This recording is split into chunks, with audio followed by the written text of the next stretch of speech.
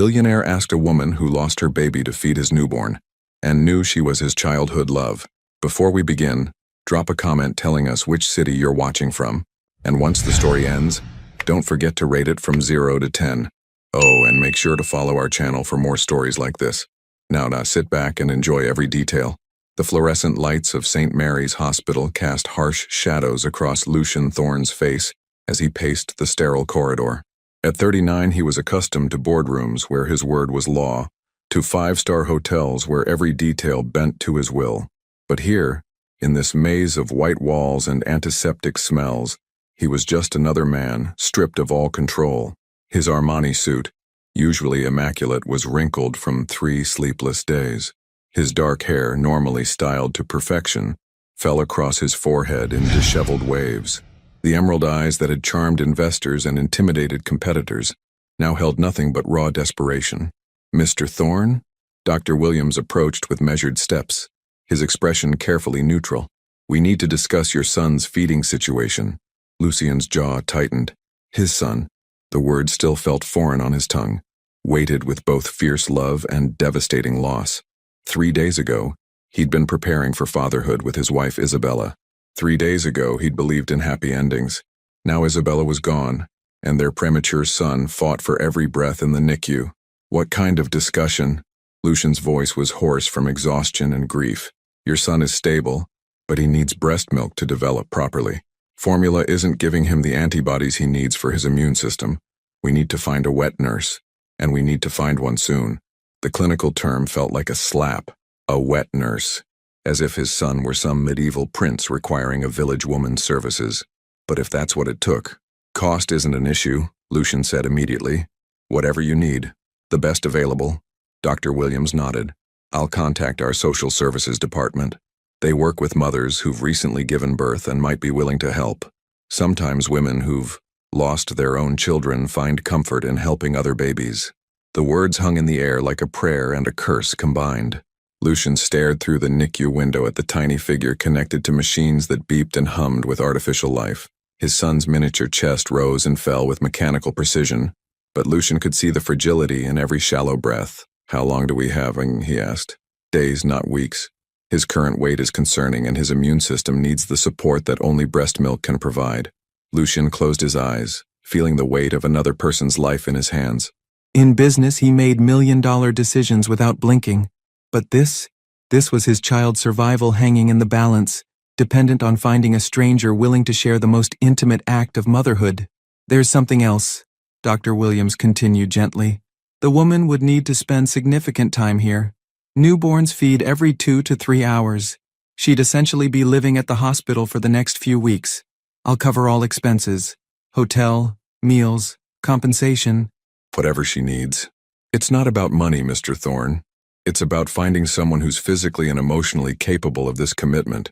Someone who's recently given birth herself." The doctor's words carried an implication that made Lucian's chest tighten. A woman who'd recently given birth and was available to nurse another's child. The circumstances would almost certainly be tragic. "I understand," Lucian said quietly. "Just find someone, please." "Doctor," Williams placed a reassuring hand on Lucian's shoulder. "We'll do everything we can. Your son is a fighter. I can see it in his vitals. He just needs a little help right now." As the doctor walked away, Lucian pressed his palm against the NICU window. Inside, his son's tiny hand curled around nothing, grasping for something that wasn't there. The sight tore through Lucian's chest like a physical wound. He'd built an empire from nothing, turned a small family hotel into an international luxury chain worth billions. He'd conquered markets, outmaneuvered competitors, and never met a problem that couldn't be solved with intelligence, determination, and resources. But his money couldn't bring Isabella back. His influence couldn't make his son's lungs stronger. His power couldn't guarantee that somewhere in this city, a woman existed who was willing to share her body's most precious gift with a stranger's child. For the first time in his adult life, Lucian Thorne felt truly helpless. He pulled out his phone and called his assistant. "Marcus, I need you to contact every private agency in the city. Medical consultants, nursing services, anyone who might help us find a wet nurse. Cost is no object. Right away, sir." "How are you holding up?" Lucian stared at his son through the glass, watching the steady rise and fall of that impossibly small chest. I'm not sure I am. 24 hours later, the call came. Dr. Williams found him in the same corridor, though Lucian had finally changed clothes and attempted to eat something from the hospital cafeteria. We found someone, the doctor said. Her name is Alina Crestfield. She's been through something similar to what you're experiencing. She lost her baby 2 weeks ago and expressed interest in helping when our social worker explained the situation. Lucien felt a complex mix of relief and guilt. Relief that his son might have a chance. Guilt that his child's salvation came from another's tragedy. When can she start? She's here now, actually. Would you like to meet her first? Lucien nodded, his throat tight with emotion he couldn't quite name. In a few minutes he would meet the woman who might save his son's life, a woman who had suffered a loss he could barely imagine, yet was willing to open her heart to help a stranger's child. As they walked toward the family consultation room, Lucien tried to prepare himself for what this encounter might bring, but nothing could have prepared him for what waited behind that door. Will this chance encounter change both their lives forever? The consultation room felt smaller than it actually was, filled with the weight of unspoken grief and fragile hope. Lucien sat rigidly in the uncomfortable plastic chair, his hands clasped so tightly his knuckles had turned white. Dr. Williams checked his watch for the third time in 5 minutes. She should be here any moment, the doctor assured him. I should mention, Mr. Thorne, that Mrs. Crestfield has been through significant trauma. Her baby was stillborn at 38 weeks. She's still processing her loss, but she's determined to help. Lucien's chest constricted. Stillborn. The word carried a finality that made his own situation feel almost hopeful by comparison. At least his son was alive, fighting. This woman had lost everything. Why would she want to do this? He asked quietly. Sometimes helping others heal is the only way we can begin to heal ourselves, Dr. Williams replied. And sometimes the body needs what it was designed to do, even when the heart is broken. The door opened with a soft click and Lucien's breath caught in his throat. The woman who entered was nothing like he'd expected. She was petite, maybe 5'4", with auburn hair pulled back in a simple ponytail. Her skin was pale, almost translucent, with the kind of delicate features that belonged in Renaissance paintings. But it was her eyes that stopped him cold, deep amber, rimmed with red from recent tears, yet holding a strength that seemed to come from somewhere beyond her small frame. She wore a simple navy cardigan over dark jeans, clothes that hung slightly loose on her frame, suggesting recent weight loss. Her movements were careful, deliberate, like someone navigating through emotional landmines with each step. Mrs. Crestfield, Dr. Williams stood. Thank you for coming. This is Mr. Thorne. Lucien rose, extending his hand. When she took it, her grip was firm despite the tremor he could feel in her fingers. Thank you, he said, his voice rougher than intended. I can't imagine how difficult this must be for you. Alina, she corrected softly. Her voice was melodic, with the faintest hint of an accent he couldn't place. And you don't need to thank me. I need this as much as your son does. There was something about her voice, something familiar, that tickled the edge of his memory. But grief and exhaustion had dulled his ability to focus on anything beyond the immediate crisis.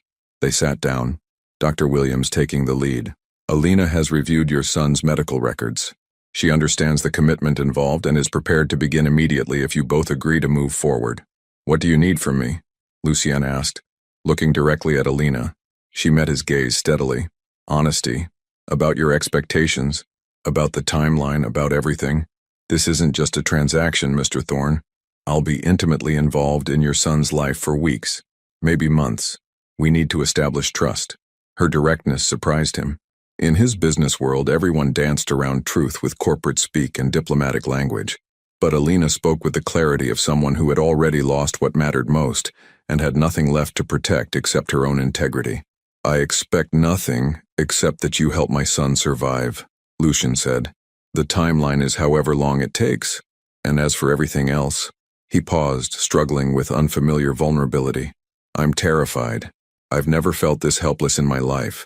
My son is all I have left, and I'm completely dependent on the kindness of someone I've just met. Alina's expression softened slightly. What was your wife like? The question caught him off guard. Isabella?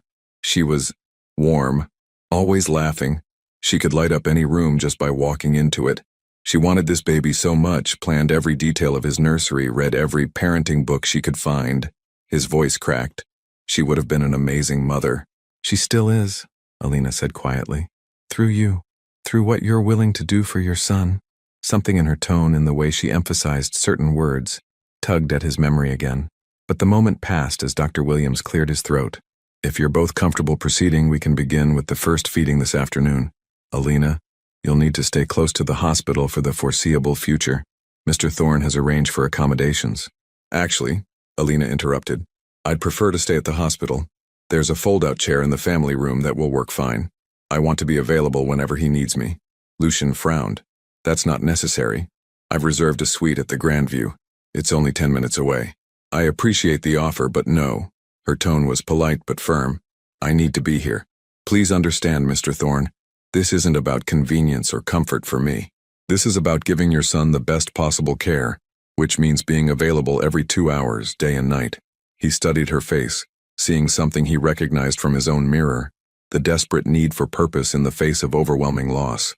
She wasn't doing this just to help his son. She was doing it to survive her own grief. Alina, he said carefully, when did you lose your baby? 14 days ago, she answered without hesitation. 14 days, 6 hours, and she glanced at her watch. 23 minutes. The precision of her answer hit him like a physical blow. She was counting not just days, but hours and minutes since her world had ended. He thought of his own timeline. 3 days since Isabella's death. 3 days since his son's premature birth. His grief was still raw and immediate. Hers had settled into the kind of detailed accounting that came with prolonged agony. What was your baby's name? He asked. For the first time, her composure cracked slightly. Emma. Emma Rose. She was perfect. 10 fingers, 10 toes. The most beautiful little face. She just couldn't breathe. The parallel was devastating. Her baby couldn't breathe and died. His baby couldn't breathe but lived. The cruel randomness of it made his chest burn with anger and guilt in equal measure. I'm sorry, he said, meaning it with every fiber of his being. Alina nodded, wiping away a tear that had escaped despite her efforts. Your son is going to live, Mr. Thorne. I can feel it. Some babies are fighters from the very beginning. Emma wasn't strong enough for this world, but your son, he has something to fight for. What does he have to fight for? Lucian asked, genuinely curious about her perspective. You, she said simply. A father who's willing to humble himself to ask for help. A father who's sitting in this room instead of hiding in his office. A father who looks at his son through that window like he's the most precious thing on earth. Her words carved something open in his chest. He hadn't thought of himself as a good father. He'd been focused entirely on his failures, his inability to save Isabella, his powerlessness to heal his son's premature lungs, his complete ignorance about babies and parenting. Are you ready to meet him?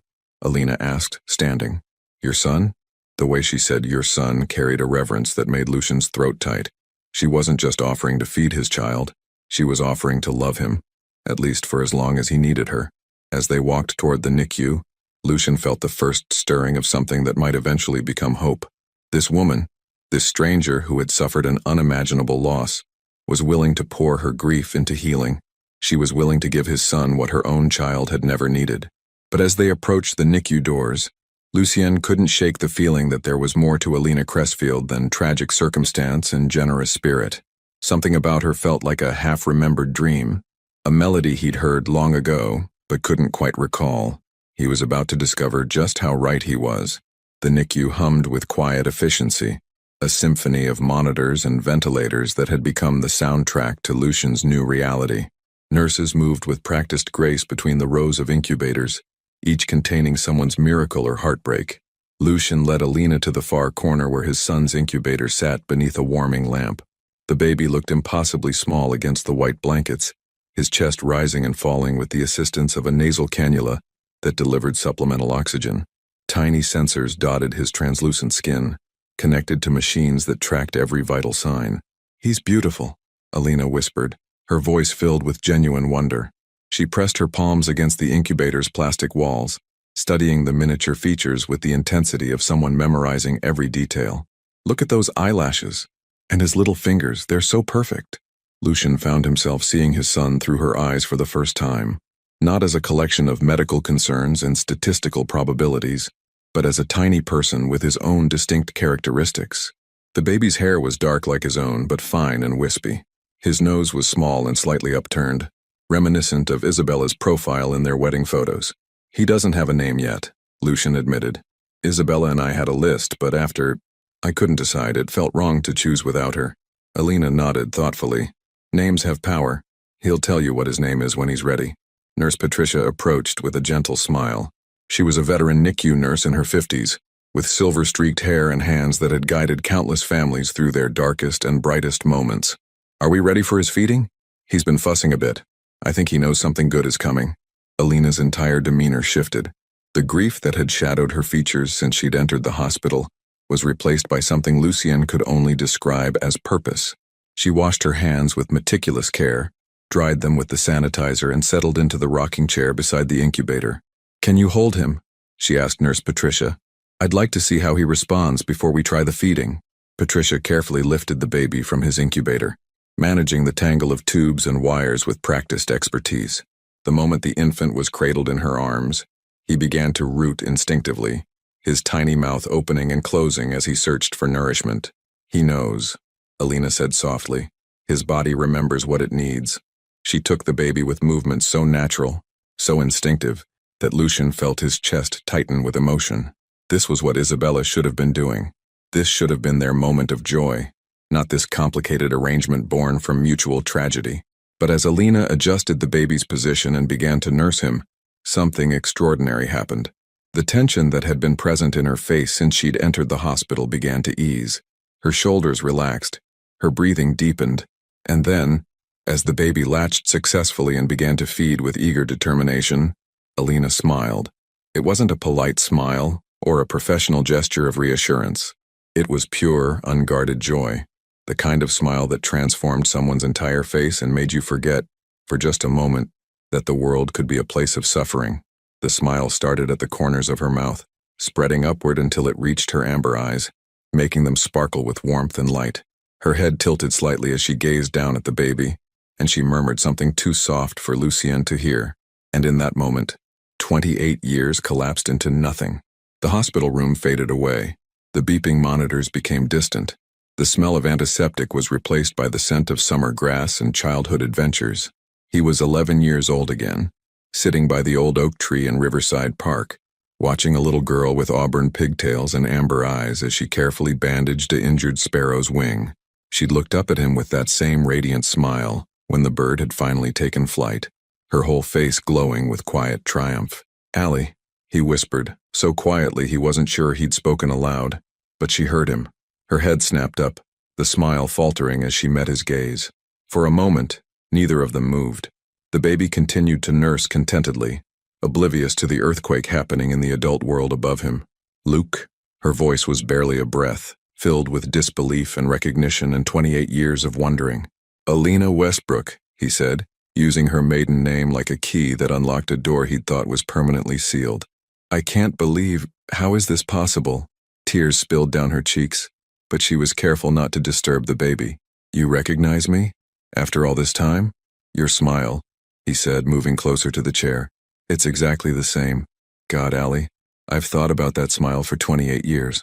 She laughed through her tears, a sound that was equal parts joy and heartbreak. "I thought I'd never see you again. After your family moved to New York, I looked for you everywhere. Social media, professional networks everywhere. But Thorn Holdings, I never connected it to the Luke Monroe I knew as a child. My stepfather adopted me when I was 16, he explained, his voice thick with emotion. Changed my last name. I looked for you too, but Alina Westbrook seemed to have disappeared from the world. Married name," she said simply. "Crestfield was my husband's name.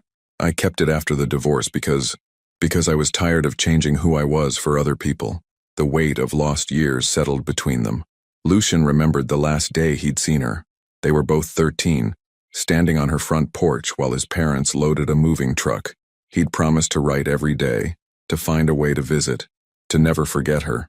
They'd made plans to find each other when they were old enough to make their own choices. But 13-year-old promises were fragile things, easily broken by distance and time and the crushing reality of adult interference. His mother had refused to forward his letters, insisting he needed to focus on his new life in New York. By the time he was old enough to search independently, the trail had gone cold. "I never stopped loving you," he said, the words tumbling out before he could stop them. "I know that sounds crazy after all these years, but it's true. You were my first everything. First friend, first love, first heartbreak when I couldn't find you. Alina's tears came harder now, but her voice remained steady. I named my daughter after you, she whispered. Emma Rose. Emma because it means whole or complete, and Rose because, do you remember the rose garden behind my house, where we used to hide and tell each other secrets? Lucian's knees nearly buckled.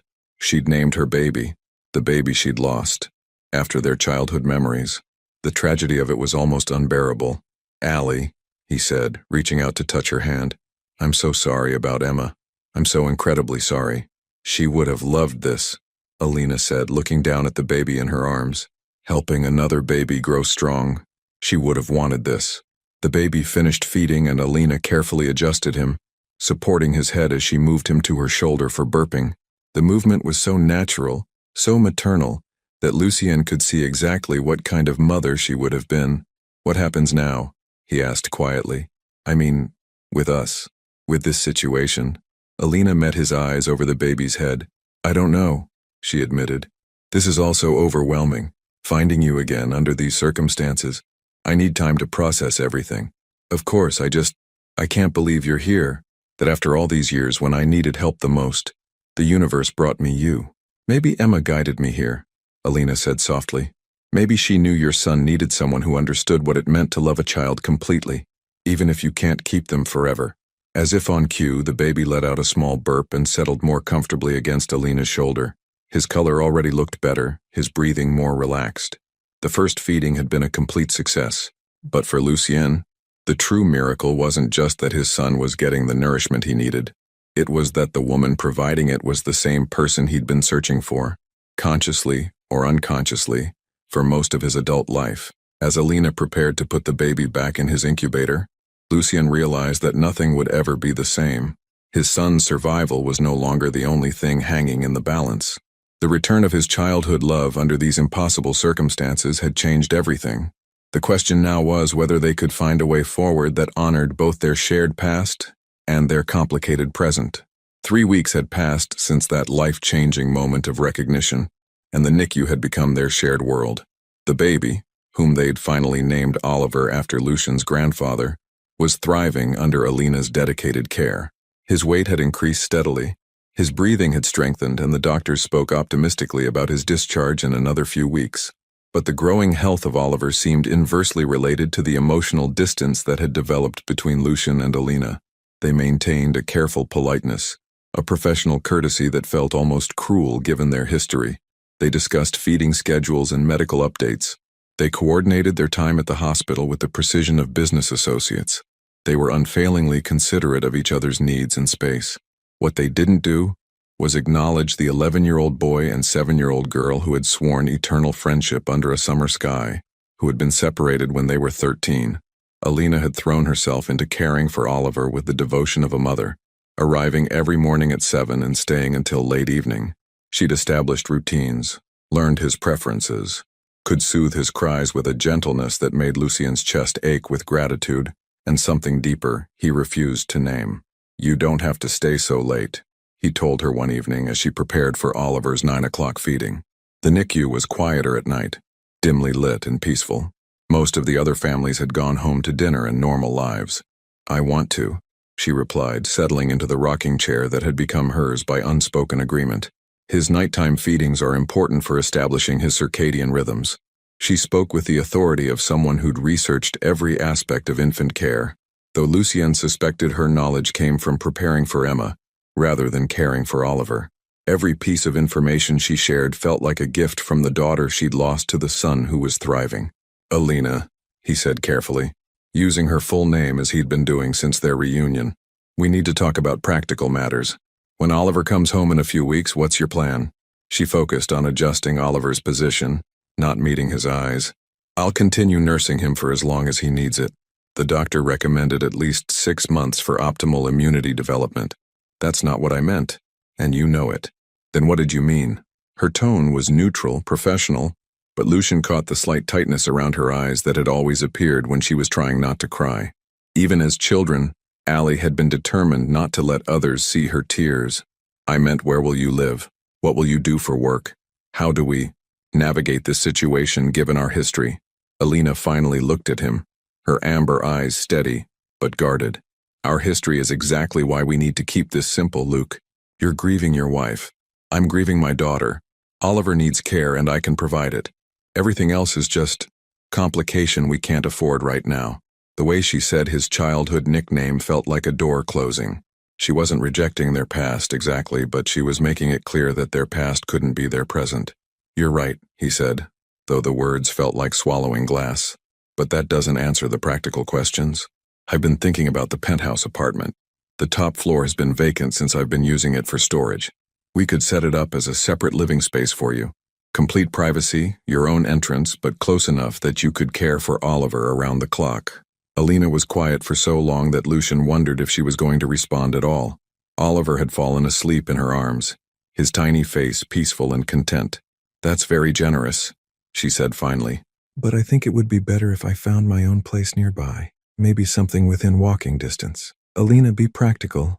You haven't worked since—" He stopped himself before saying, "since Emma died." But they both knew what he meant. "Let me help. It's the least I can do considering what you're doing for Oliver." "What I'm doing for Oliver, I'm also doing for myself," she said quietly. "You need to understand that. This isn't charity or self-sacrifice. Caring for him is helping me heal." There it was. The truth they'd been dancing around for 3 weeks. She wasn't just helping his son. She was using his son to survive her own grief. The arrangement was as much about her need to mother a child as it was about Oliver's need for nourishment. "I understand," he said. "But that doesn't change the fact that you're giving up your life to save his. The apartment offer stands. No strings attached, just practical convenience." Alina shifted Oliver to her shoulder, rubbing his back with practiced circles. "Can I think about it?" Of course. They fell into the familiar silence that had characterized most of their interactions lately. Comfortable in some ways, painful in others. They were both trying so hard not to complicate an already impossible situation that they'd created a strange limbo of suppressed emotion and careful distance. "Do you remember," Alina said suddenly, "the summer we tried to build that treehouse in the oak tree behind my house?" The question caught him off guard. It was the first time either of them had voluntarily mentioned their childhood. "You mean the summer we fell out of the tree 6 times and gave up?" "We didn't give up. We just decided it was safer to build our fort on the ground." A small smile played at the corners of her mouth. "You were so determined to prove you could hammer a nail straight. You must have bent 20 nails trying. And you kept insisting we needed to follow the blueprint you'd drawn, even though it was architecturally impossible." It was not impossible. It was ahead of its time. For a moment, the careful distance between them dissolved. They were just 2 people sharing a memory, letting themselves remember when the world had been simpler and their biggest concern was whether they had enough lumber scraps to finish their fort. But the moment passed when Oliver stirred in Alina's arms, reminding them both of the present reality. "We were good friends," Alina said softly. "Before everything else, we were really good friends." "The best," Lucian agreed. "I never had another friend like you." "Maybe that's what we need to focus on," she said, meeting his eyes. "Maybe instead of trying to navigate around our history, we should remember what worked about it. We were friends first." "Just friends?" he asked, though he wasn't entirely sure what answer he was hoping for. "For now," she said, and something in her tone suggested she was making a conscious choice rather than stating a preference. "Oliver needs stability and consistency. We need to heal from our losses. Everything else can wait." Lucian nodded, understanding the wisdom in her words even as part of him wanted to argue. She was right. They were both too broken, too raw, too vulnerable to add the complication of romantic feelings to an already complex situation. "Friends then," he said. "Like we used to be." "Like we used to be," she agreed. But as Oliver began to fuss for his next feeding, Lucian couldn't help but notice how natural Alina looked with a baby in her arms, how perfectly she fit into the life he was trying to build from the ashes of his old one. Friends might be what they needed to be, but it wasn't what his heart wanted them to be. The question was whether friendship would be enough to sustain them through the months ahead, or whether the pull between them was too strong to ignore indefinitely. 2 months later, the penthouse felt like an entirely different world from the sterile hospital environment that had defined their lives. Lucian stood in the nursery he'd hastily assembled, watching Alina arrange Oliver's belongings with the meticulous care of someone creating a sacred space. She'd finally accepted his offer of the apartment upstairs, though she'd insisted on paying rent, a symbolic amount that he'd agreed to rather than argue. The compromise had become typical of their relationship, Practical solutions wrapped around carefully maintained boundaries. The monitor is connected to your phone and mine, Alina explained, adjusting the baby camera for the third time. And I've programmed the feeding schedule into both our calendars. He's still waking every 3 hours, but Dr. Williams thinks he might start sleeping longer stretches soon. Oliver, now weighing nearly 7 pounds and breathing entirely on his own, slept peacefully in his crib. His tiny fists were curled beside his face, and his dark hair had begun to show hints of curl that reminded Lucien painfully of Isabella. "You've thought of everything," Lucien said, meaning it. In the past month, Alina had transformed from a broken woman seeking purpose into someone who approached childcare with professional-level competence. She'd read every parenting book, consulted with specialists, and created systems that would have impressed his most detail-oriented employees. "I have to," she replied, not looking at him. "This is temporary, Luke. Someday you'll want to hire a proper nanny, someone who can be with Oliver long-term.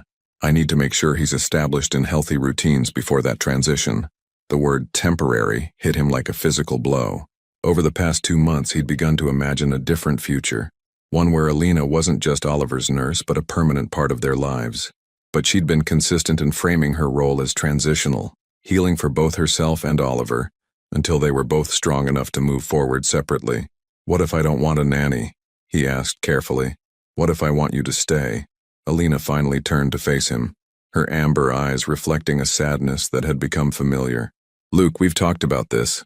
I can't build my whole life around caring for your son. That wouldn't be healthy for any of us, especially Oliver. He needs to bond with you as his primary caregiver. He can bond with me while also having you in his life." "As what?" The question hung in the air between them, loaded with implications neither was ready to address. Before Lucien could answer, Oliver began to fuss. Not quite crying, but making the soft sounds that indicated he was waking up and would soon be hungry. Alina moved to the crib with the fluid grace of someone who'd made this journey hundreds of times. "Hey, little love," she murmured, lifting Oliver and automatically checking his diaper. "Someone's ready for dinner, isn't he?" Lucien watched her settle into the rocking chair they'd moved from the hospital, watched Oliver immediately calm at the sound of her voice and the familiar comfort of her arms. This scene had become the rhythm of their days. Oliver's needs creating a schedule around which everything else revolved, and Alina meeting those needs with a devotion that was beautiful and heartbreaking in equal measure. "Can I ask you something?" Lucien said as Oliver began to nurse contentedly. "Of course. Do you think about Emma when you're feeding him?" It was a question he'd been afraid to ask, but their friendship had deepened enough over the past months that he felt he could risk it. They'd learned to navigate each other's grief with careful honesty, sharing memories when they felt strong enough and respecting silence when they didn't. Alina was quiet for a long moment, her hand gently stroking Oliver's dark hair. "Every time," she said finally, "but not in the way you might think. I don't imagine she's Oliver, or pretend he's mine. I think about what she would have wanted for me, whether she'd be proud of how I'm choosing to heal. And what do you think she'd want? For me to be happy again someday. For me to remember that love doesn't end just because life does." She looked up at him with eyes that held more peace than he'd seen in months. "Caring for Oliver has taught me that I'm still capable of loving someone else's child completely. That maybe my capacity for motherhood didn't die with Emma." The words stirred something in Lucien's chest that he wasn't ready to name.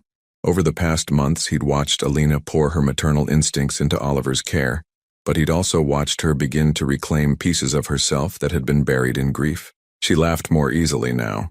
She hummed while she worked. She'd started reading novels again instead of just parenting manuals. "What about you?" she asked. "Do you think about Isabella when you hold him?" "Less than I used to," he admitted. "And that makes me feel guilty sometimes, like I'm forgetting her." "You're not forgetting her. You're learning to live with the love instead of just the loss. There's a difference." These conversations had become precious to him, moments when they moved beyond practical concerns into deeper emotional territory.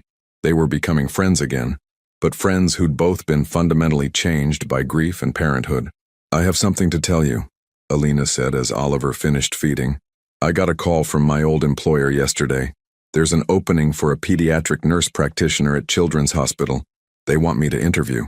Lucien's stomach dropped. That's wonderful. It's what you trained for. It would mean going back to work eventually, probably when Oliver is around 6 months old and fully weaned. 6 months, 4 months from now. The timeline felt both impossibly long and terrifyingly short.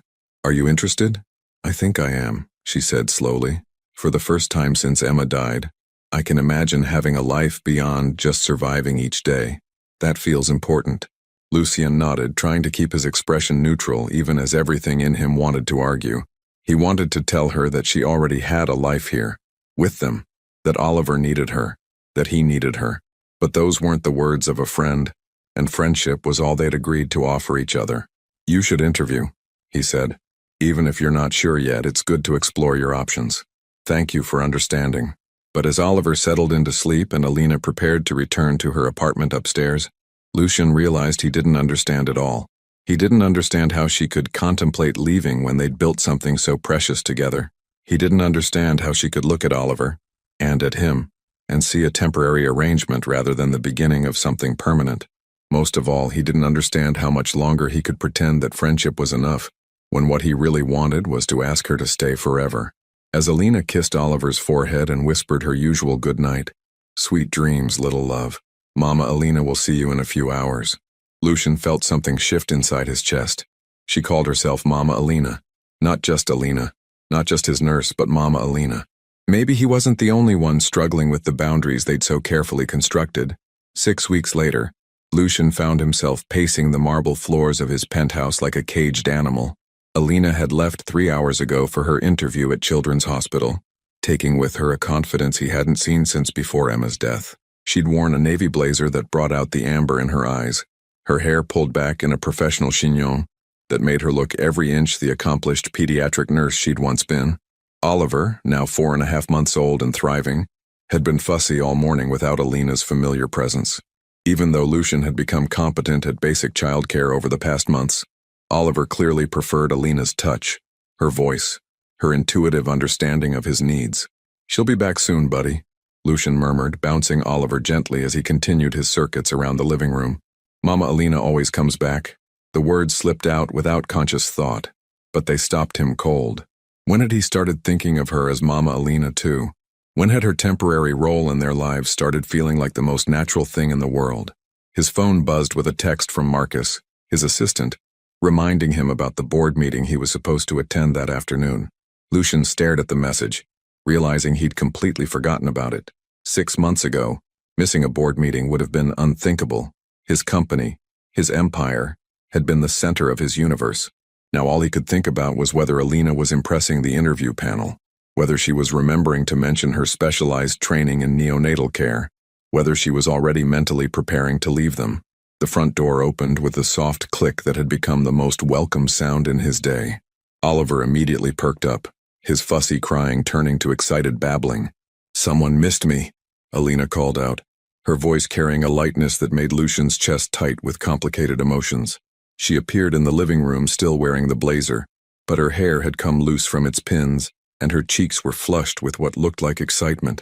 Oliver practically launched himself toward her, his small arms reaching out with the desperate enthusiasm of a baby who'd been separated from his primary caregiver. "How did it go?" Lucien asked, trying to keep his tone casual as he handed Oliver over. "Hello to you too, little love," Alina cooed to Oliver, who immediately settled against her shoulder with a contented sigh that spoke volumes about their bond. "Did you give Daddy a hard time while I was gone?" "He was fine," Lucien lied. "Just a little fussy." "How was the interview?" Alina settled into the rocking chair that had somehow migrated from Oliver's nursery to the main living room over the past weeks. "It was incredible, actually. They offered me the position." The words hit Lucien like a physical blow, even though he'd been expecting them. "That's wonderful," he managed. "Congratulations. The salary is better than I hoped, and the benefits are excellent. They're willing to let me start part-time initially, building up to full-time over 6 months. And Luke," she paused, her eyes bright with enthusiasm. "They're creating a new program for families dealing with infant loss. They want me to help develop it, to use my experience with Emma to help other parents." It was everything she should want. A chance to return to her profession, to make a difference, to build a life beyond the careful boundaries they'd constructed around grief and healing. Lucien could see how much the opportunity meant to her, could see pieces of the woman she'd been before loss had reshaped her, and he hated every second of her excitement. "When would you start?" he asked. "They're flexible about timing. They understand my current situation with Oliver. They suggested maybe starting when he's 6 months old." fully weaned and sleeping through the night. 6 weeks. They had 6 weeks left before everything changed. And they're okay with the transitional period? Understanding that you're not just leaving a job, but leaving a child I love? She finished his unspoken question with the directness that had always characterized their friendship. I explained the situation. They were very understanding. In fact, they thought my experience with Oliver would make me better at the job, that I'd understand the parent perspective in a way most medical professionals don't. Oliver had fallen asleep in her arms, his tiny face peaceful and trusting. The sight of them together, Alina gazing down at him with such tenderness, Oliver completely relaxed in her care, made Lucian's throat burn with unshed emotion. "You're going to take it," he said. It wasn't a question. "I think I am." She looked up at him, her expression uncertain for the first time since she'd returned. "You think I should, right? You think it's the right choice?" The question felt like a test he was destined to fail. As her friend, he should encourage her to reclaim her professional life, to build independence, to heal fully from her losses. As Oliver's father, he wanted her to stay forever. As the man who'd been falling back in love with his childhood sweetheart for the past 4 months, he wanted to beg her not to leave them. "I think," he said carefully, "that you should do whatever makes you happiest." "That's not an answer. It's the only answer I can give you." Alina studied his face with the perceptiveness that had always made it impossible to hide anything from her. "What aren't you saying, Luke?" "Everything." He wasn't saying that watching her mother his son had become the highlight of his days. He wasn't saying that somewhere in the past months, she'd stopped being his childhood friend and become the woman he couldn't imagine living without. He wasn't saying that the thought of losing her again felt like losing Isabella all over again, except this time it would be by choice rather than tragedy. "I'm saying that you've given us 4 months of your life," he said instead. "You've helped Oliver become the healthy, happy baby he is today. You've given me time to learn how to be a father. You don't owe us anything more than that. And if I wanted to give you more..." The question was so quiet he almost missed it. "What do you mean?" Alina shifted Oliver to her shoulder, using the movement to avoid meeting Lucian's eyes. "What if the job isn't what I want anymore? What if what I want is to stay here with you and Oliver?" The words hung between them, loaded with possibilities that neither had dared voice until this moment. "As what?" Lucian asked, echoing her question from months earlier. "I don't know," she admitted. "But I know that the thought of leaving Oliver, leaving both of you, makes me feel sick. And I know that when they offered me the job, my first thought wasn't excitement. It was panic." Lucian moved closer to the rocking chair, close enough to see the vulnerability in her amber eyes. "Alina, I love him, Luke. I love Oliver like he's my own son. And she took a shaky breath. "I think I'm falling in love with you all over again." The admission shattered every carefully constructed boundary they'd built around their relationship. Months of just friends, and temporary arrangements, and healing first, crumbled in the space of a single honest moment. "I've been in love with you since the day I recognized you in that hospital room," Lucian said, the words pouring out like water through a broken dam. "I've been pretending friendship was enough, but it's not. It's never going to be enough." They stared at each other across the small space between them, Oliver sleeping peacefully in Alina's arms, unaware that his world was about to change in the most fundamental way possible. The silence stretched between them, heavy with years of suppressed longing and the weight of words that couldn't be taken back. Oliver stirred slightly in Alina's arms, making the soft sounds of a baby transitioning between sleep cycles, but neither adult moved to disturb the fragile moment. "Luke," Alina whispered, her voice trembling with uncertainty. "What are we doing?" "I don't know," he admitted, moving closer until he could reach out and touch her cheek. Her skin was warm beneath his fingers, real and present, in a way that made everything else fade into background noise. "All I know is that I can't pretend anymore. I can't watch you hold my son and not want you to be his mother. I can't listen to you talk about leaving and not want to fight for you to stay. We said we'd be friends," she reminded him, though her voice lacked conviction. "We said we needed to heal first, that Oliver needed stability. Oliver has stability. Look at him." Lucian gestured to the sleeping baby, completely relaxed and content in her arms. "He's never known a world where you weren't his primary caregiver. In his mind, you are his mother." The words hung between them, truth and longing wrapped together in a way that made Alina's eyes fill with tears. "Don't say that unless you mean it," she said. "Don't say that if you're going to change your mind when the novelty wears off or when you meet someone who doesn't come with all this baggage." "Baggage?" Lucian's voice sharpened with something between anger and disbelief. Is that what you think this is? That your grief, your loss, your incredible strength is baggage? Isn't it? Alina's voice broke slightly.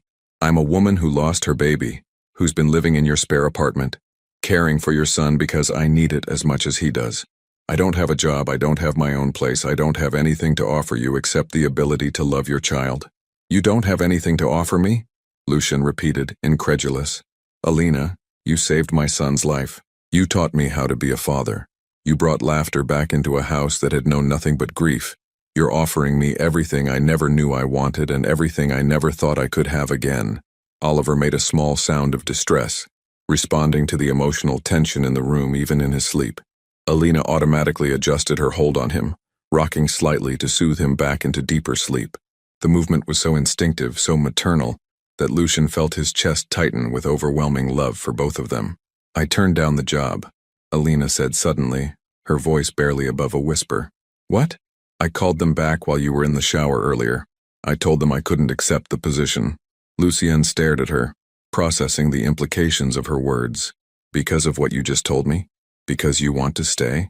Because I couldn't imagine walking away from this life we've built together?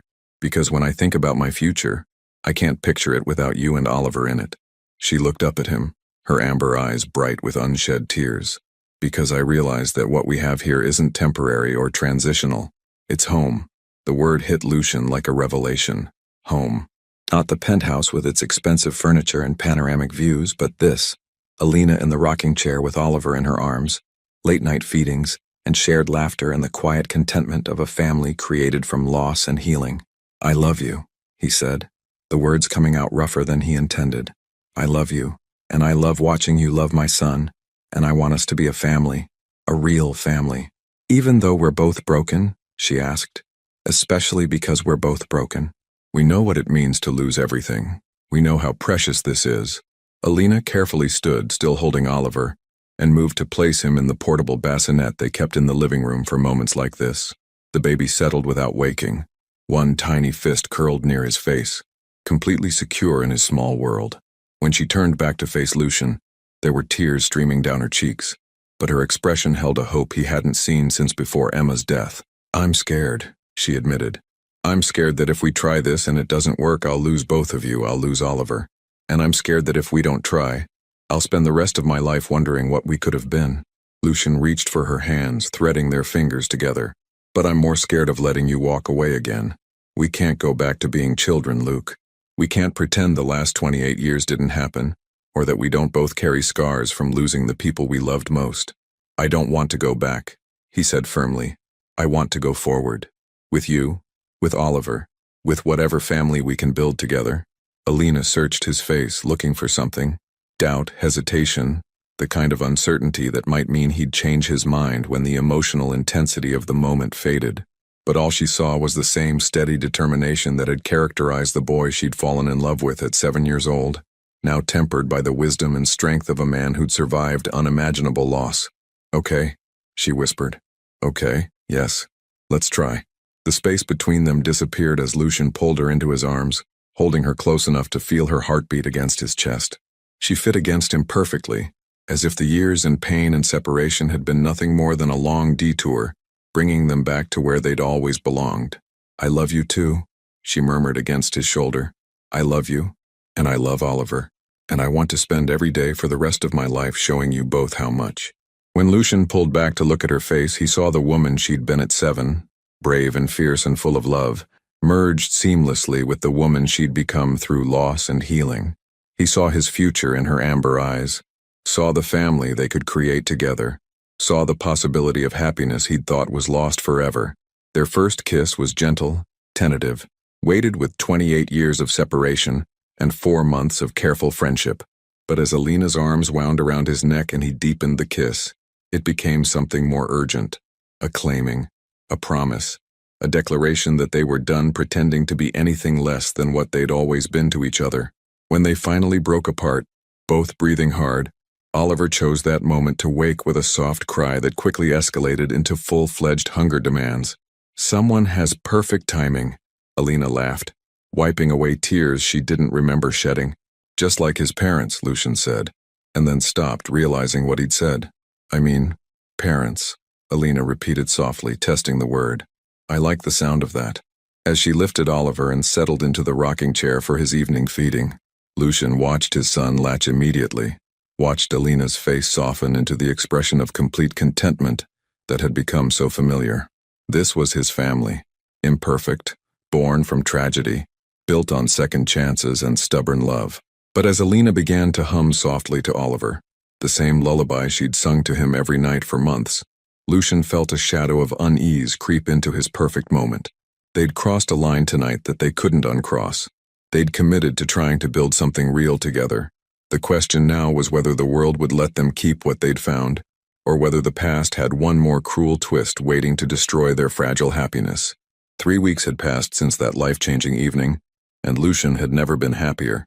Their transition from friends to lovers had been surprisingly natural, as if they were simply remembering how to be the people they'd always been meant to become.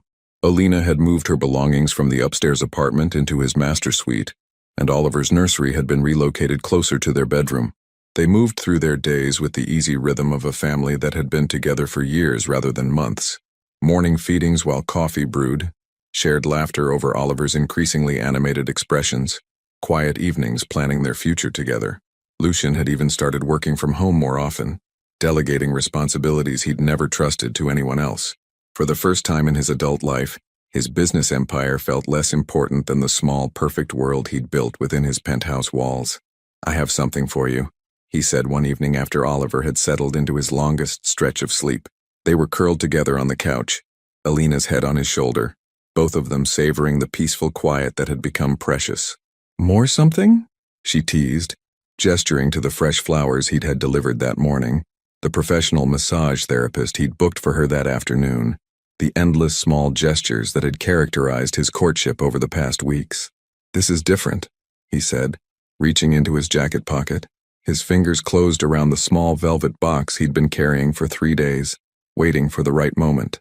Alina sat up, her eyes widening as she recognized the shape and implications of what he was holding. Luke, before you say anything, he said quickly, I know this might seem fast to other people. I know we've only been together romantically for 3 weeks. But the truth is, I've been in love with you for 28 years. The only thing that's fast about this is how long it took me to find you again. He opened the box, revealing a vintage Art Deco engagement ring with a central emerald surrounded by diamonds. The stone caught the lamplight, throwing green fire across the white gold setting. It was my grandmother's, he explained. She always said it should go to the woman who brought magic back into our family's life. I can't think of anyone who fits that description better than you. Alina stared at the ring, her amber eyes filling with tears.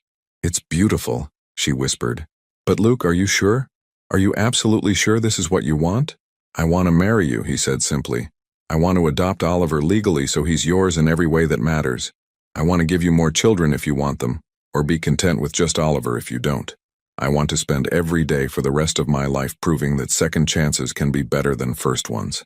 Yes, she said, the word coming out in a rush. Yes, I want all of that. I want to marry you and be Oliver's mother and build the life we dreamed about when we were children. Lucian slipped the ring onto her finger, his hands trembling slightly with emotion. It fit perfectly, as if it had been waiting 28 years for Alina's hand.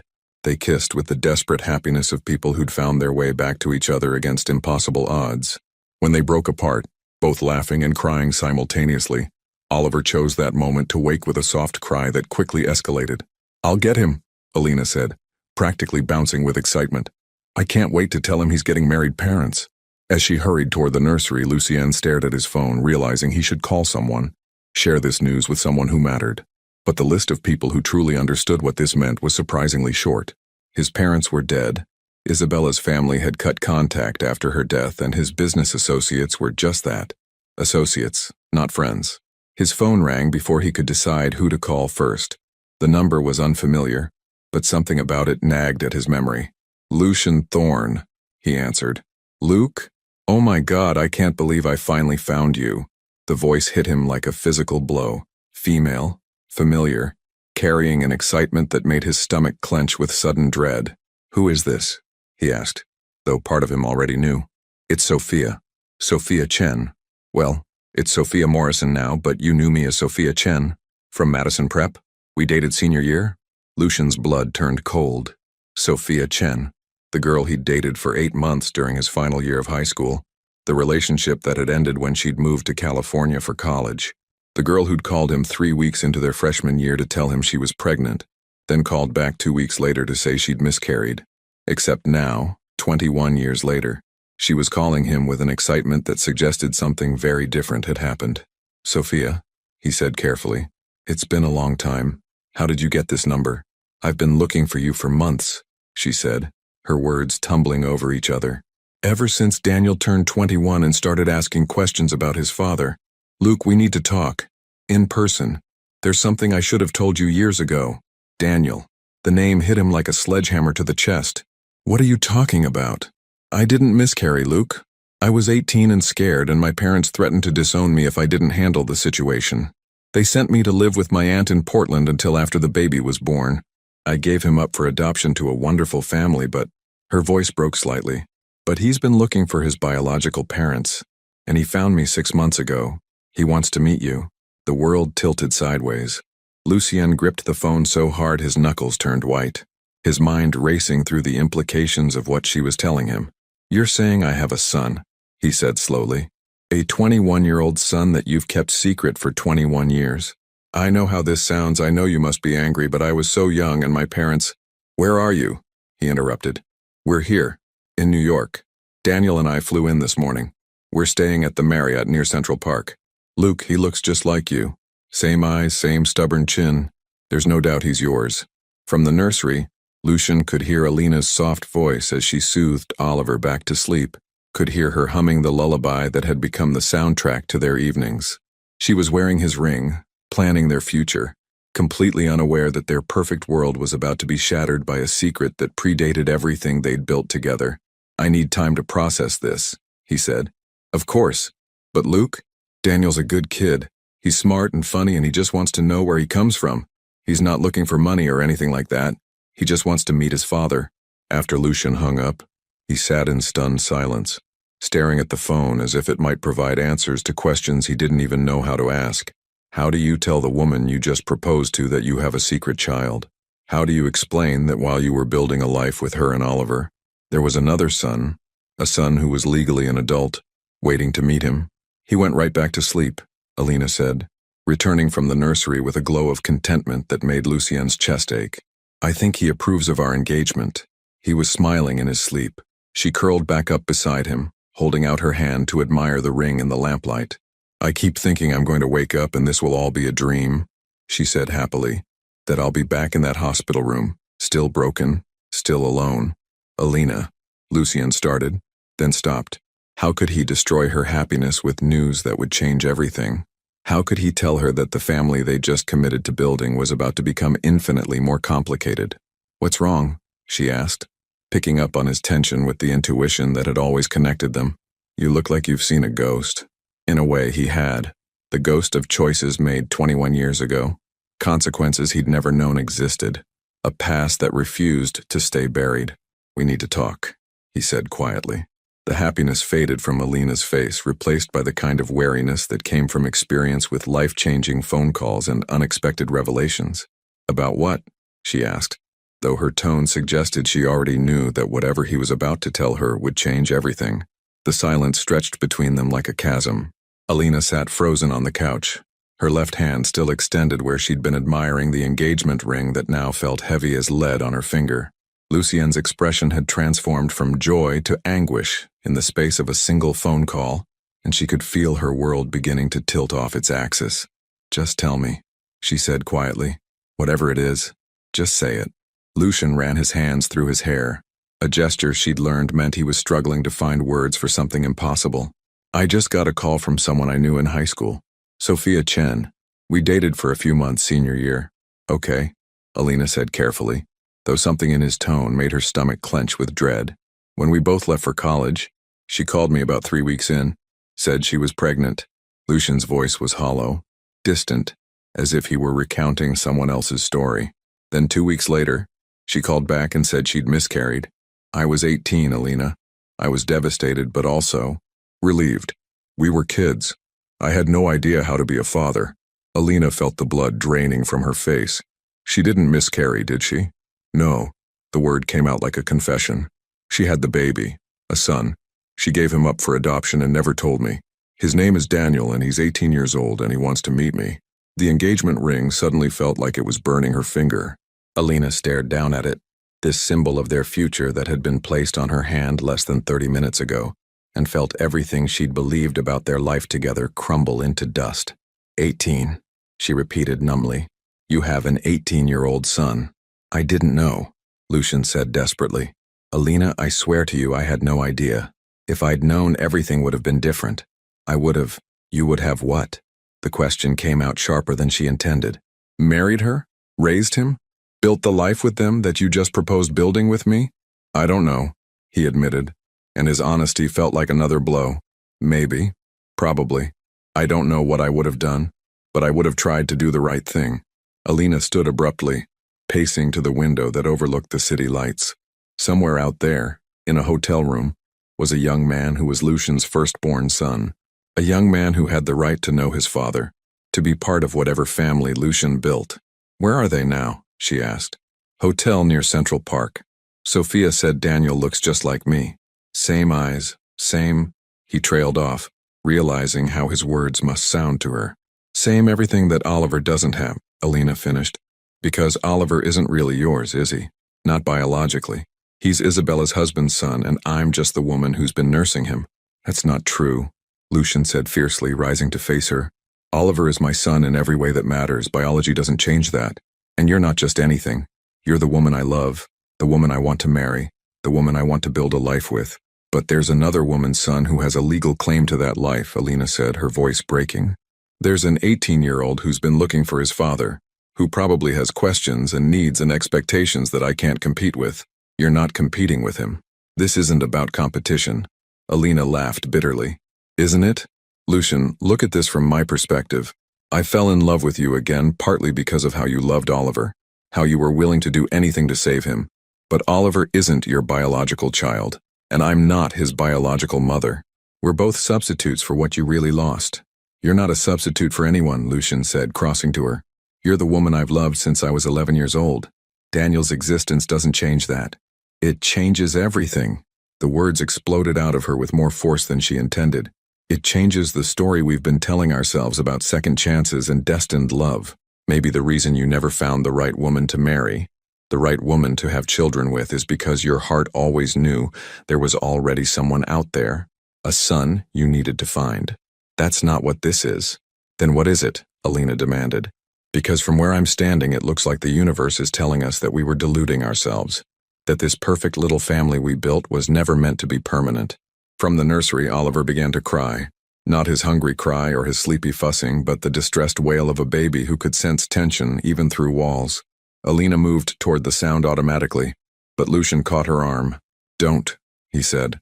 Don't use Oliver as an excuse to run away from this conversation. I'm not running away, she said, pulling free. I'm taking care of the child who needs me right now, the child who doesn't have biological parents fighting over him. She went to Oliver, lifting him from his crib and holding him close as his cries subsided into hiccuping sobs. He was warm and solid in her arms, real and present and hers in all the ways that mattered. But for how long? If Daniel wanted a relationship with his father, if Lucian decided to prioritize the son he'd never known over the family they'd created from scratch, where would that leave her and Oliver? Lucian appeared in the nursery doorway, his face etched with pain and desperation. Allie, please don't do this. Don't let this news destroy what we've built. I'm not destroying anything, she said, rocking Oliver gently. I'm just finally seeing clearly. You have a biological son, Lucian, a 21-year-old young man who's been looking for his father. You have responsibilities to him that predate everything between us. I have responsibilities to you, too, and to Oliver. Oliver will be fine, she said, though the words tasted like lies. He's healthy now. He's sleeping through the night. Any competent nanny could take over his care. I don't want a nanny. I want you. What you want and what's right aren't always the same thing. Alina kissed Oliver's forehead, breathing in the baby scent that had become as essential to her as oxygen. Daniel has the right to know his father. He has the right to your time, your attention, your love. I won't be the woman who stands in the way of that. You don't have to stand in the way of anything. There's room in our lives for Daniel and for us. Is there? Alina met his eyes across the small space of the nursery. Because I spent 18 years being someone's second choice. I won't do it again. Not even for you. The reference to her ex-husband hung between them, adding another layer of complexity to an already impossible situation. Lucienne knew about David, knew about the marriage that had slowly crumbled under the weight of emotional distance and competing priorities. You're not anyone's second choice, he said. You're my first choice, my only choice. Until an hour ago, Oliver was your only son, she replied. Now he's not. Things change, Luke. People's priorities change. Oliver had fallen back asleep in her arms, but Alina continued to hold him, drawing comfort from his peaceful weight. Tomorrow, everything would be different. Tomorrow, Lucian would meet the son he'd never known, and she would have to figure out where she and Oliver fit in a picture that had suddenly become much more complicated. Are you breaking up with me? Lucian asked quietly. Alina looked down at the engagement ring, its emerald fire dimmed in the soft nursery lighting.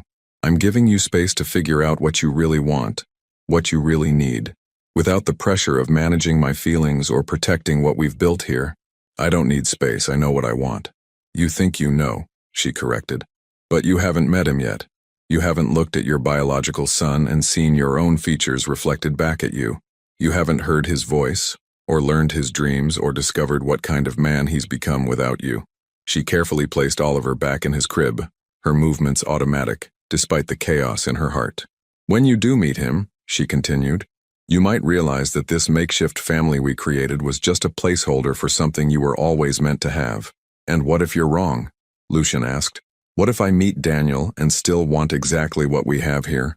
What if adding him to our family makes everything better, not worse? Alina paused in the doorway of the nursery, not turning to face him. Then you'll know where to find me, she said. But Luke, if you're going to choose us, make sure it's because you can't imagine your life any other way. Not because you feel obligated to honor a promise you made before you knew all the facts. As she walked past him toward their bedroom, her bedroom, she supposed now, Alina felt the weight of the ring on her finger like a reminder of how quickly happiness could transform into heartbreak. She'd learned to live with loss, but she'd never learned to live with being someone's consolation prize. And she wasn't about to start now. 2 days later, Lucian sat in the elegant lobby of the Marriott Hotel, his hands clasped so tightly his knuckles had turned white. He'd barely slept since Alina had quietly moved back to the upstairs apartment, taking only her clothes and leaving everything else, including the engagement ring, which she'd placed on his nightstand like a question mark. Oliver had been inconsolable the first night, crying for hours despite Lucian's attempts at comfort. The baby seemed to sense that his world had shifted, that the woman who'd been his primary caregiver for the past 8 months was suddenly maintaining careful distance. Mr. Thorne, Lucienne looked up to see a woman in her late 30s approaching, petite, with dark hair and kind eyes that looked familiar. Behind her stood a young man who made Lucienne's breath catch in his throat. Daniel was tall, probably 6'2", with the same dark hair and green eyes that Lucian saw in his own mirror every morning. Young man's jaw was square and stubborn, his posture confident despite the obvious nervousness in his expression. He was wearing jeans and a simple button-down shirt, but he carried himself with an unconscious elegance that suggested good breeding and careful upbringing. Sophia, Lucian said, rising and extending his hand. You look well. Thank you for agreeing to meet us, she replied, then turned to the young man beside her. Daniel, this is your father. The word father hung in the air between them, loaded with 21 years of absence and a lifetime of questions. Daniel stepped forward, his green eyes studying Lucian's face with the intensity of someone memorizing every detail. You do look just like me, Lucian said, his voice rougher than intended. That's what everyone says, Daniel replied, his voice deeper than Lucian had expected, carrying a slight East Coast accent. Though I think I got Mom's stubbornness. Despite the emotional weight of the moment, Lucian found himself almost smiling. Trust me, the stubbornness is definitely from my side of the family. They moved to a quiet corner of the lobby, settling into chairs that afforded them some privacy. The conversation that followed was stilted at first, filled with the awkwardness of two strangers trying to bridge a 21-year gap. But gradually, as Daniel began to talk about his adoptive family, his studies at Columbia University, his plans for law school, Lucian found himself genuinely impressed by the young man his son had become. The Andersons are good people, Daniel was saying about his adoptive parents. They never hid the fact that I was adopted, and they encouraged me to find you when I was ready. I needed to know where I came from, you know? I understand, Lucian said, and I'm sorry I wasn't there for you growing up. If I'd known, you would have done the right thing, Daniel finished. Mom told me. She said you were the kind of guy who would have married her and tried to make it work, even if you weren't ready to be a father. Lucian glanced at Sophia, who had the grace to look embarrassed. Your mother was right, I would have tried. But it might not have worked out, Daniel said with the wisdom of someone who'd clearly thought this through. You both were 18. You might have ended up divorced and bitter, and I might have grown up in a broken home instead of with the Andersons, who wanted me from day one. The maturity in his son's voice caught Lucien off guard. This wasn't a boy looking for a father figure or demanding explanations for abandonment. This was a young man who'd been loved and raised well, seeking connection rather than confrontation. What do you want from me? Lucian asked gently. I mean, what kind of relationship are you hoping for? Daniel was quiet for a moment, considering. Honestly, I'd like to get to know you. Maybe have dinner sometimes, talk about family history, understand where certain traits come from. I'm not looking for a father in the traditional sense. Dad Anderson filled that role, but I'd like to have you in my life if you're open to it. The simplicity of the request was both relief and heartbreak. No demands for financial support, no anger about missed birthdays or graduations, no expectations that couldn't be met, just a young man wanting to know his biological father. I'd like that too, Lucian said, meaning it, very much. They talked for another hour, sharing stories and beginning the delicate process of building a relationship from scratch. When it was time to leave, Daniel stood and extended his hand again. Thank you for meeting me, he said. I know this must be overwhelming. It is, Lucian admitted, but in a good way. You're an extraordinary young man, Daniel. Your parents, both sets, should be proud. As Sophia and Daniel walked away, Lucian remained in the lobby, processing everything he'd learned. His son was intelligent, well-adjusted, and genuinely likable, the kind of young man any father would be proud to claim. But he was also clearly independent, secure in his identity, and not looking to upend anyone's life, which meant Lucian had a choice to make. He could pursue a relationship with Daniel while also fighting for the family he'd built with Alina and Oliver, or he could let Alina's fears drive them apart, losing both the woman he loved and the child he'd raised as his own, because he was afraid to ask for what he really wanted. By the time Lucian returned to his penthouse, he knew what he had to do. He found Alina in the upstairs apartment, folding baby clothes with mechanical precision, while Oliver napped in a portable crib nearby. She looked up when he entered, her amber eyes guarded but hopeful. How did it go? She asked quietly. He's incredible, Lucian said, settling into the chair across from her. Smart, mature, well-raised, everything I would have wanted in a son. He watched her face carefully, saw the flicker of pain that crossed her features before she masked it with polite interest. I'm glad, she said. He deserves to know his father. Alina, look at me. When she met his eyes, he leaned forward, his expression intense. I met my biological son today, and I'm grateful for the chance to build a relationship with him. But he's not looking to replace the family he has, and I'm not looking to replace the family I have. What does that mean? It means Daniel Anderson is a wonderful young man, who I hope to see for dinner once a month and talk to on holidays. But Oliver Thorne is my son, the boy I've raised from birth, the child whose first word will probably be Mama Alina, because you're the only mother he's ever known. Alina's hand stilled on the tiny shirt she was folding. Luke, I'm not done, he continued. Daniel has loving parents and a full life that doesn't depend on me, but Oliver has us, and we have each other, and that's not a consolation prize or a substitute for anything. It's exactly what I want. Even knowing that there's someone else out there who shares your DNA, especially knowing that. Lucian moved to kneel beside her chair, taking her hands in his. Do you know what I realized today? Biology doesn't make a family. Choice does. Love does. Showing up every day does. And I choose you, Alina. I choose Oliver. I choose this life we've built together. Tears were streaming down her face now, but she didn't pull her hands away. What if Daniel needs more from you? What if his circumstances change? Then we'll figure it out together, Lucian said firmly. As a family. Because that's what families do. They adapt. They grow. They make room for love in all its forms. I'm scared, she whispered. So am I. But I'm more scared of losing you than I am of facing whatever complications might come. Marry me, Alina. Not because it's convenient or because Oliver needs stability, but because I can't imagine my life without you in it." She was quiet for so long that Lucian's heart began to race with the fear that he'd lost her anyway. But then she reached into her pocket and pulled out his grandmother's ring, the emerald catching the afternoon light streaming through the windows. "Put it back on," she said, holding out her left hand.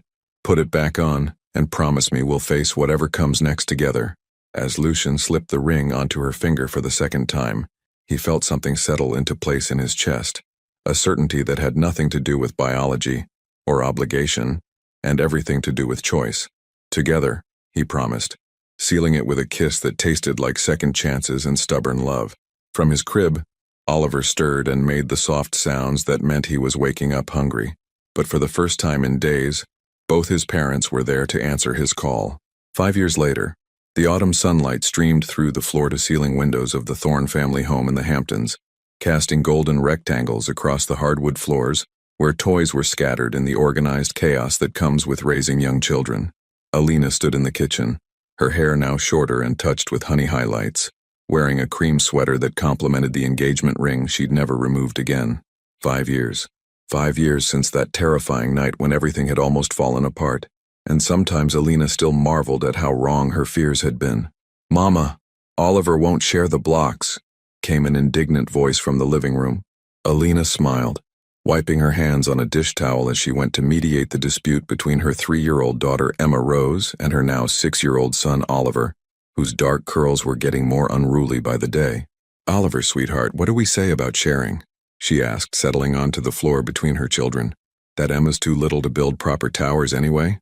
Oliver replied with the logic of a 6-year-old, earning a shriek of protest from his sister. "Oliver Thorne, you know better than that," came Lucian's voice from the doorway. He was carrying their 18-month-old son, James, who was fighting sleep despite his obvious exhaustion. Lucian looked tired too. Not the bone-deep exhaustion of early grief, but the satisfied tiredness of a man who'd been up since dawn playing with his children. "Daddy!" Emma launched herself at Lucian's legs, nearly toppling him as James finally surrendered to sleep against his father's shoulder. "Careful, princess," Lucian murmured, adjusting his hold on the toddler. "Your brother just went down." The sight of her husband managing 3 children with practiced ease still made Alina's heart flutter. Fatherhood had transformed Lucien in ways she couldn't have imagined, made him more patient, more present, more willing to let business calls go to voicemail in favor of bedtime stories and playground adventures. "Daniel's coming for dinner tonight," she reminded him, as he carefully transferred James to his playpen. "He said he has news to share." "Good news, I hope," Lucian said, settling onto the floor beside Oliver and immediately being recruited to help build an elaborate block castle that would undoubtedly be destroyed by Emma within minutes. Daniel had become a regular fixture in their lives over the past 5 years, though in a way that complemented rather than complicated their family dynamic. He called Lucien Luke rather than Dad, came for monthly dinners, and sent thoughtful gifts on birthdays and holidays. Now 26 and a successful attorney at a prestigious Manhattan firm, he'd found his own path while maintaining the connection they'd built. More importantly, he'd become a beloved uncle figure to Oliver, Emma, and James, someone who could play elaborate games and give piggyback rides without the responsibility of daily discipline and bedtime routines.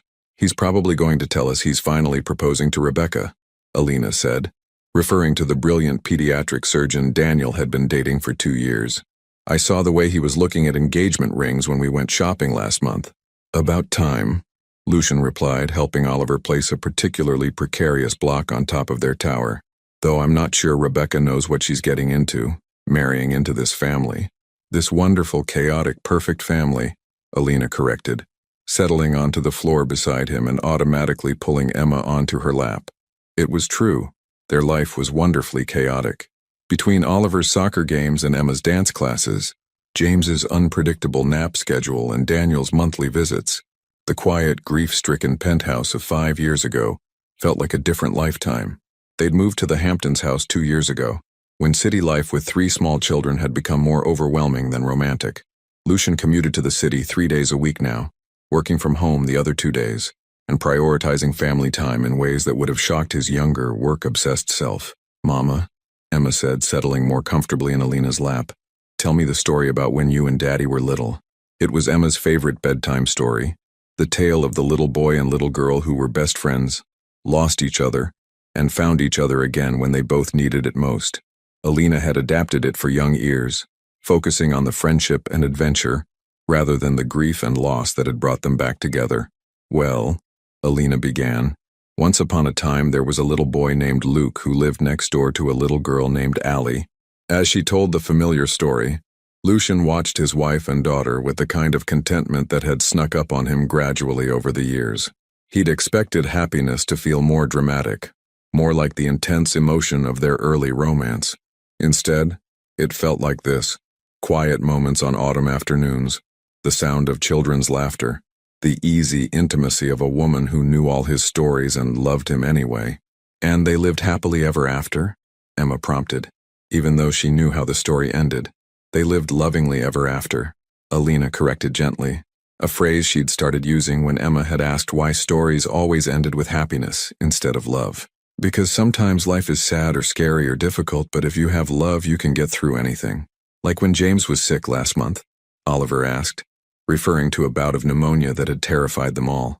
"Exactly like that," Lucian said, reaching over to ruffle Oliver's hair. "We were scared, but we took care of each other and everything turned out fine. Because we're a family," Emma said with the certainty of a 3-year-old who'd never known anything but security and love. "Because we're a family," Alina agreed, meeting Lucian's eyes over their daughter's head. Later that evening, after Daniel had indeed announced his engagement to Rebecca, after the children were finally asleep, after the dishes were done and the toys were picked up, Lucien and Alina found themselves on the back porch, sharing a bottle of wine and watching the stars appear in the clear autumn sky. "Do you ever think about how different things could have been?" Alina asked, settling into the crook of his arm on the porch swing they'd installed the previous summer. "Different how? If Daniel had found you earlier, if Sophia had told you the truth from the beginning, if we'd never lost Isabella and Emma, if any of the painful things hadn't happened." Lucian considered the question seriously, as he always did when Alina ventured into philosophical territory. "Sometimes," he admitted, "but then I think about Emma Rose in there, who wouldn't exist if we hadn't gone through everything we went through. Or James, who's exactly the baby we needed when we were ready for him. Or even Oliver, who might not have survived if you hadn't been broken in exactly the right way to heal him. You think our pain served a purpose?" "I think our pain taught us to recognize joy," he said, pressing a kiss to the top of her head. "I think it taught us not to take any of this for granted." Alina was quiet for a moment, listening to the distant sound of waves and the closer sound of James stirring briefly in his monitor, before settling back into sleep. "I have something to tell you," she said finally, her voice carrying a note that made Lucian shift to look at her face. "Good news or challenging news? Depends on how you feel about even more wonderful chaos," she said, smiling up at him with the same radiant expression that had stopped his heart in a hospital room 6 years ago. Understanding dawned in his eyes, followed immediately by joy so intense it made his chest ache. "Really? Really? I found out this morning. I wanted to wait until Daniel's dinner was over to tell you." "How far along?" 8 weeks, maybe 9. "I see Dr. Martinez on Thursday." Lucian pulled her closer, burying his face in her hair and breathing in the scent that had become home to him. Another baby. Another chance to witness the miracle of love creating life, of a family expanding to make room for one more heart. "Are you happy?" Alina asked, though his expression had already answered her question. "I'm terrified," he admitted. 4 kids, Allie. We're going to be outnumbered. But happy. But happy, he confirmed, sealing it with a kiss that tasted like wine and promises, and the kind of love that grows stronger with every test it survives. Above them, the stars wheeled in their ancient patterns, indifferent to human joy and sorrow but somehow blessing it all the same. In the house behind them, 3 children slept peacefully, secure in the knowledge that they were loved and wanted and cherished. And in the spring there would be 4. From loss had come love. From love had come family. From family had come the kind of happiness that didn't promise perfection, but promised presence, the commitment to show up for each other, day after day, in whatever circumstances life brought their way. It was, Alina thought as she settled more deeply into Lucian's embrace, exactly the kind of love story she'd dreamed of as a little girl hiding in rose gardens and building impossible tree houses with her best friend. Some dreams, it turned out, were worth waiting 28 years to come true. Would you have made the same choice to fight for love despite the complications? Your participation means a lot to the channel. Please share your thoughts in the comments. Thank you for watching. If you enjoyed the story, please subscribe to our channel and leave a comment below letting us know what you thought. Your feedback and support mean a lot to us. Stay tuned for more exciting stories.